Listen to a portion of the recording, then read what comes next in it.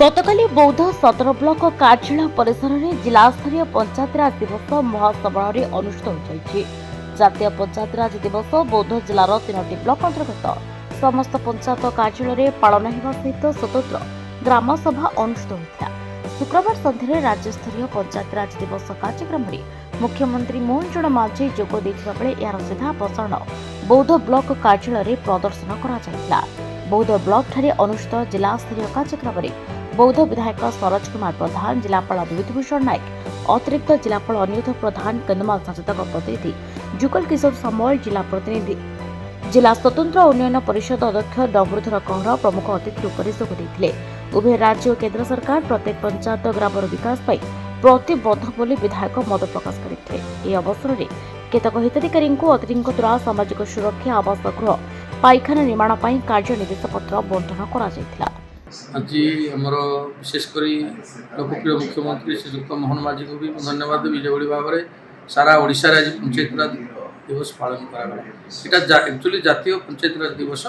इतने ओडिशा रे स्वतंत्र भाव में आज पालन करा भारतर विभिन्न राज्य में पालन करा। तो जेहेतु पंचायतराजटा लोक सागर ग्रामांचल जोड़ी रही है पंचायत त्रिस्तरीय पंचायतराज व्यवस्था केते सुदृढ़ बा विशेषकर जो जनकल्याणकारी योजना गुड़ाक होती आम सरकार आसला अनेक योजना हाथ को नहीं अंतर्देय गृह योजना हो, भत्ता हो, आपणकर सुभद्रा योजना हो, अनेक जन कल्याणकारी योजना हाथ को नि तेणु डबल इंजिन सरकार जेहेतु अच्छु आम यशस्वी प्रधानमंत्री को जो लक्ष्य अच्छी गोटे विकसित राष्ट्र आत्मनिर्भर भारत गठन करने से आम पूर्वोदय विकास रे आमर लोकप्रिय मुख्यमंत्री श्रीजुक्त मोहन माझी गोटे समृद्ध ओडिशा गठन करने 1936 मसीह जो भाषाभित्तिक राज्य गठन होता 2036 मसीह को गोटे विकसित राष्ट्र गठन राज्य गठन करने संकल्प नहीं। आम के ग्रामांचल जमी आमर एक्चुअली आमर सरकार कहते गाँव अच्छी आमर सरकार आत्मा तेणु ग्रामांचल जो विकास हम सरकार आमूल चूमूल विकास हो आशा करूँ। तेणु पीवा पानी ठू आरंभ कर वार्धक्य भत्ता हो,